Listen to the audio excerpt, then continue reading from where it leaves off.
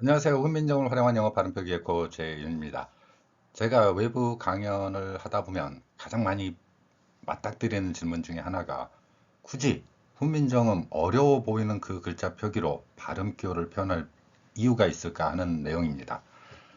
이와 관련되어서 오늘은 그 발음 기호가 무엇이 문제이고 왜 우리는 훈민정음을 활용해야 되는지 그 내용을 살펴보고자 합니다. 물론 아니라고 주장하시면 당신이 맞습니다. 자, 먼저 알파벳과 발음 기호가 어떤 특성을 가지고 있는지 살펴보겠습니다. 알파벳이나 발음 기호는 둘 다 그 글자 기원이 페니키아에서부터 출발했기 때문에 이러한 글자는 왼쪽에서 오른쪽으로 단순한 가로쓰기입니다. 뒤에서 일일이 그 사례를 통해서 살펴보도록 하겠습니다. 이에 비해서 훈민정음은 소리 호흡이라는 특성을 가지고 있고요.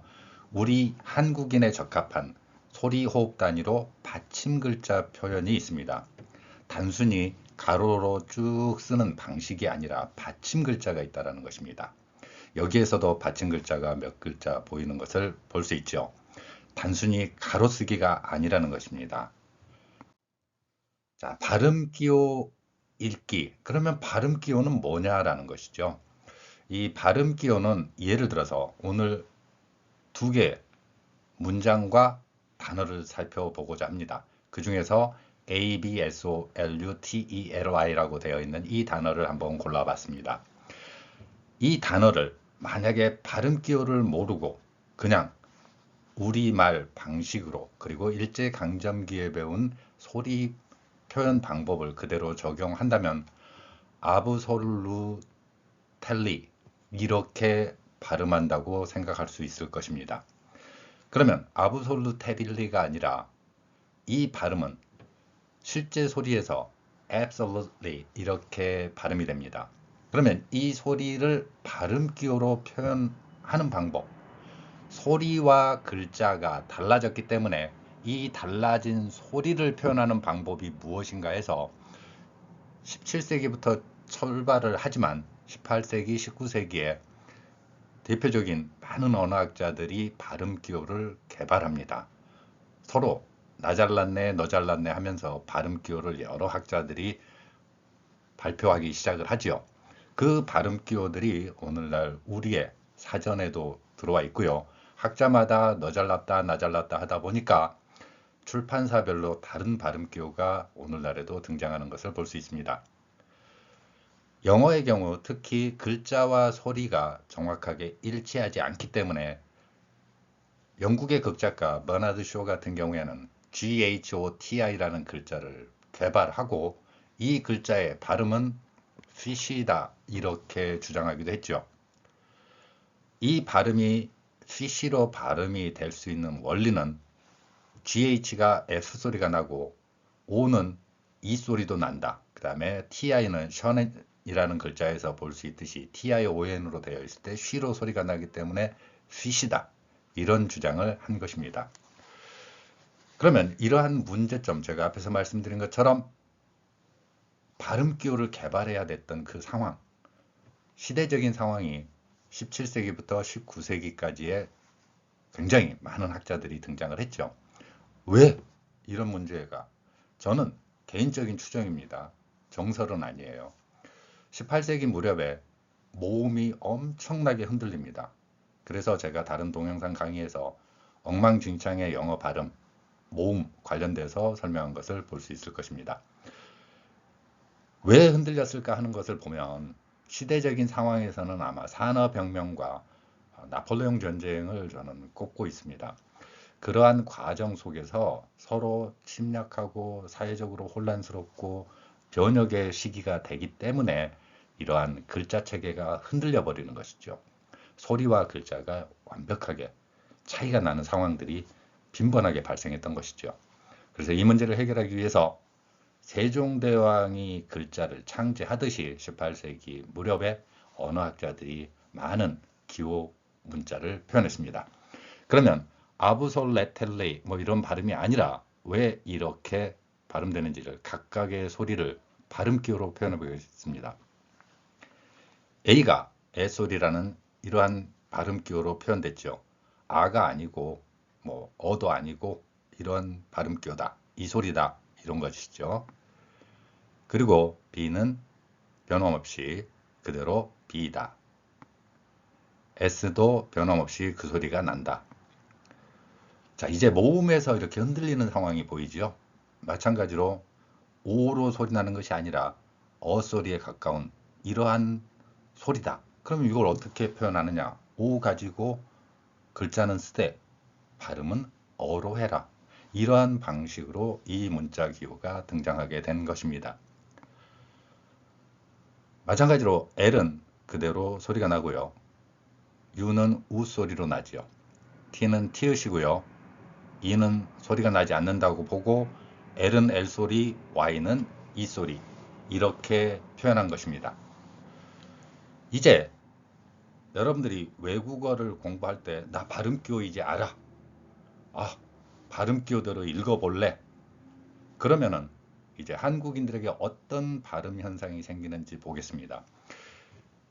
이 발음의 소리를 각각 다 이해하고 있다고 치면 아마 이렇게 발음할 것입니다. Absolutely. 그런데 여기에 또 모국어인 우리말의 특성이 들어가기 시작합니다. 두음 법칙이라 그래서 첫 소리에 리을이 오는 걸 또 꺼려 한다는 이게 법칙인가 저는 의문이긴 하지만 어쨌건 법칙이라고 하니까 자연과학 법칙처럼 언제나 적용되는 법칙이라고 이름을 붙여놨는데 자 여하튼 이런 경우에 네 발음을 하기 어려우니까 네 발음이 난다. 그래서 absolutely 이렇게 발음하게 되는 것이죠. 발음 기호까지 알았는데 실제 발음과 얼마나 일치할까요? 외국어 학습에서 이 발음이 정확하게 실제 소리에 맞는 것일까? 여러분들도 의문점을 가질 것입니다. 그러면 또 한번 들어봐야 되겠죠. 그래서 실제로 여러분들이 이 발음을 소리로 들어보신 분들도 많이 있을 것입니다. 그리고 일상생활에서 이 발음이 absolutely 이렇게 발음되는 것을 이해할 수 있을 것입니다. 그러면 absolutely도 아니고 absolutely도 아니고 이게 뭐지? 라는 상황이 발생하는 것이죠. 발음 기호까지 다 이해했는데 물론 많은 분들이 알파벳만 알면 다 되는 거 아니야? 라고 영어 학습에 도전했다가 어우 발음 기호까지 또 이해해야 돼? 또 써보고 이런 식으로 반복을 합니다. 발음 기호를 몰라도 된다는 주장은 아니고요. 이러한 발음 기호들 역시 이렇게 왼쪽에서 오른쪽으로 알파벳과 똑같은 방법으로 표현하고 있고요. 이 소리가 한국인들에게는 그대로 표현하기 어렵다는 것입니다.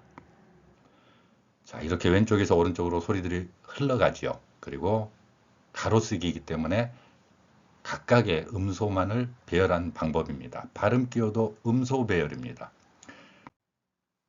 이제 이 소리를 훈민정음 표기, 한국인들의 언어 습관과 언어 형성의 원리 그리고 문자 표기 방법을 적용한다면 다음과 같이 표현할 수 있다는 것입니다. 소리는 같고요. 자, 이제 각각의 소리들을 훈민정음 글자, 세종대왕이 창제한 문자 기호를 사용해서 표현한다면 이렇게 표현할 수 있을 것입니다. 앞의 소리와 달라진 점들이 여기서는 보일 수 있을 것입니다. L을 어떻게 이해할 것인가? 자음 두 개로 분류를 했죠. 알파벳에는 L이라는 기호 하나이지만 이 소리가 우리말로 옮겨질 때는 리을 두 번이다. 이렇게 이해하시면 되겠습니다. 자, 그리고요. 여기에서도 마찬가지. 그러면 앞에 표기했던 것과 달라진 게 뭐야? 라고 생각할 수 있을 것입니다. 지금도 읽어보면 absolutely 맞잖아 라고 주장할 수 있을 것입니다. 그대로 다 읽었잖아. L도 리을 두 번, 리을 두 번. 그런데 앞에서 제가 말씀드린 받침 표기라는 훈민정음 표기 원리를 적용하면 소리의 호흡이 어디에서 멈추는지, 발음 기호를 이해했고 우리말을 이해했다고 해서 원래의 소리대로 되는 것이 아니라 훈민정음에서는 정확한 소리의 표기를 다음과 같이 표현하고 있죠. 자, 각각의 소리를 글자로 표현해 보겠습니다. 이렇게 앱, 여기에서 한 번의 소리 호흡이 이루어지고요. 이렇게 서, 앱, 서, 그 다음에 리을이 한 번 들어갔죠. 그리고 이렇게, 자, 여기를 다시 한번 보도록 하겠습니다. 리을이 이쪽 앞에서 한번 들어갔고요. 그래서 두 개의 소리는 났고요. 여기가 바로 소리 호흡이 중단되는 상태라는 것이죠. absolute 이렇게 해서 소리 호흡이 한번 나고요. 뒤에 리을 두 번, 여기에 연결될 때 이렇게 뒤에 소리로 연결된다는 것입니다.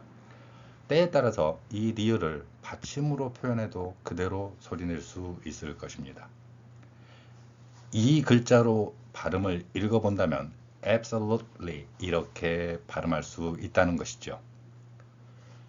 훈민정음 표기에서는 받침 표기를 통해서 우리가 소리가 나오고 들어가는 그 과정들을 명확하게 구별해 놓고 있다는 것입니다. 물론 강한 발음이 어디냐, 이렇게 하나의 단어일 때는 강한 발음이 어디냐, 여기 강세까지 표현한다면 absolutely 이렇게 발음할 수 있다는 것이죠. 이 글자 표기 원리가 바로 훈민정음이 가진 음소를 소리 호흡으로 변경시키는 위대한 원리고 과학적인 소리 표기 원리라는 것입니다. 만약에 제가 absolutely라고 읽어 본다면 여러분들이 그 글자 그대로 표현할 수 있을 것입니다. 이에 비해서 absolutely 이렇게 한다면 absolutely 이 발음에 가까운 소리를 표현할 수 있다는 것입니다. 자, 이제 문장에서는 그러면 어떻게 할 것인가 하는 것이죠. 위의 문장에 give it up for 이 단어들 4개의 단어를 연결시켜 놨습니다.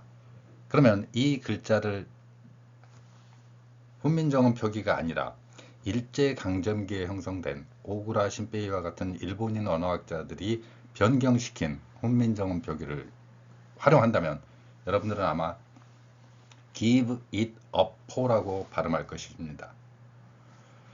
자, give it up for라는 발음은 어떻게 해서 생겼는지는 뒤에 살펴보기로 하고요. 이 문장의 뜻은 누구누구에게 박수 좀 쳐주세요 라는 내용입니다.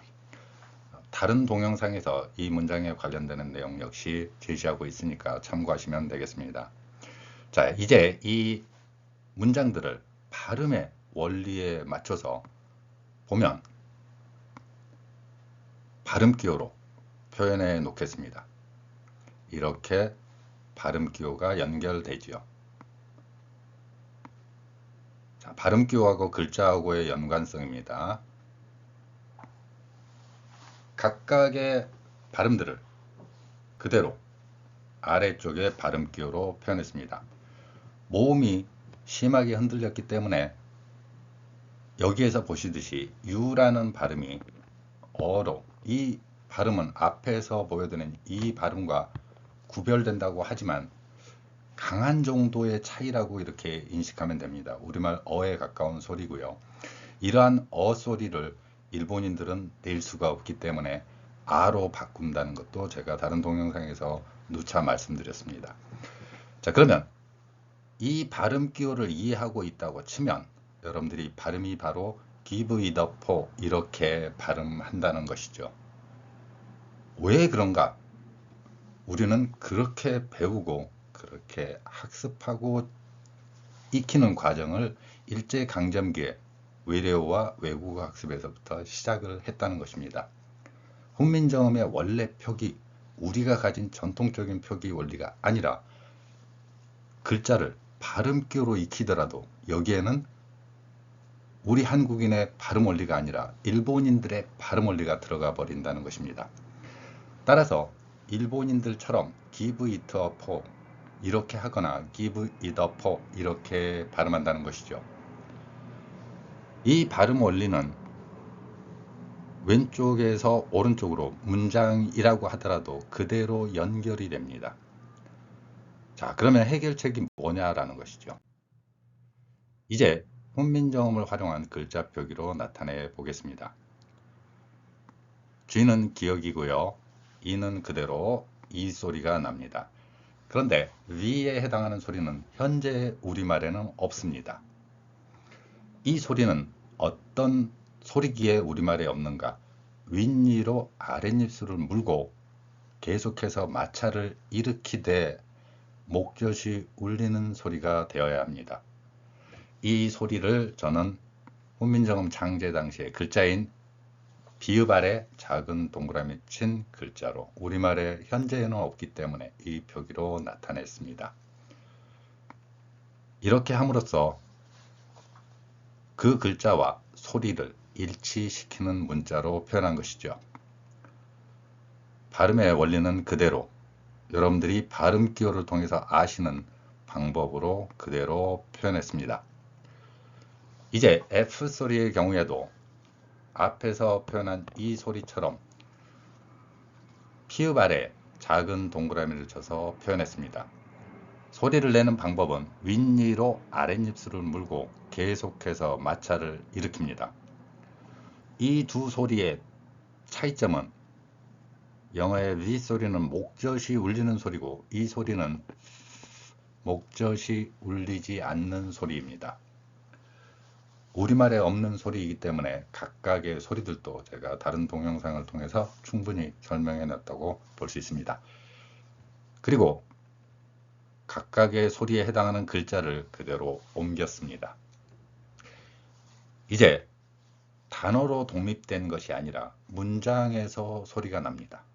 그러면 일본인들이 주장하듯이 일본인의 언어학을 신봉하는 한국의 언어학자들의 주장과는 다르게 여기에서 글자 표기를 변경해 보도록 하겠습니다.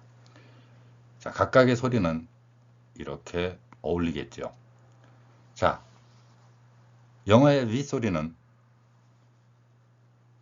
으라는 소리, 모음을 추가하는 것이 아니라 뒤의 소리하고 연결됩니다. 즉, give it 이렇게 가는 것이 아니라 give 이렇게 간다는 것이죠. give 이렇게 간다는 것입니다. 일본인들이 우리에게 심어놓은 으 발음을 넣는 것이 아니라 독립적이고 주체적인 방법으로 이렇게 우리의 소리 방법으로 간다는 것이죠. 또한 발음 기호로는 표현할 수 없는 이 티읕이 우리말 리을로 소리나는 현상, 발음 기호는 사전에서 음운 현상을 표현할 수가 없습니다. 변별음만을 표현하는 것이 발음 기호의 특성이죠. 그러면 발음 기호로 표현했는데 그것도 어떻게 이해해야 돼? 배워야죠. 자, 이렇게 모음과 모음 사이에 소리가 나는 T는 리을로 소리가 납니다. 따라서 이 소리를 리을이라고 생각을 하면 훈민정음 표기를 한다면 이렇게 표현할 수 있다는 것입니다. 소리가 변환되더라도 그 소리를 표현할 수 있죠. give it 이렇게 하는 것이 아니라 give it up, give it up 이렇게 갈 수 있다는 것이죠. 이제 F에 해당하는 소리까지 추가해서 표현해 보도록 하겠습니다. F 소리는 윗니로 아랫입술을 물고 표현한 것이죠. give it a four 이렇게 발음하는 것이 아니라 give it a four 이렇게 발음할 수 있다는 것이고 이 글자 표기를 놀랍게도 한국인들은 읽어낼 수 있다는 것입니다. 놀랍게도 GPT도 이렇게 살짝 글자를 바꿔서 표현하면 이해할 수 있습니다. 그 내용은 제가 다음 기회에 한번 설명하도록 하겠습니다. 그만큼 훈민정음이 가진 놀라운 언어 기호의 힘이 존재한다는 것이죠.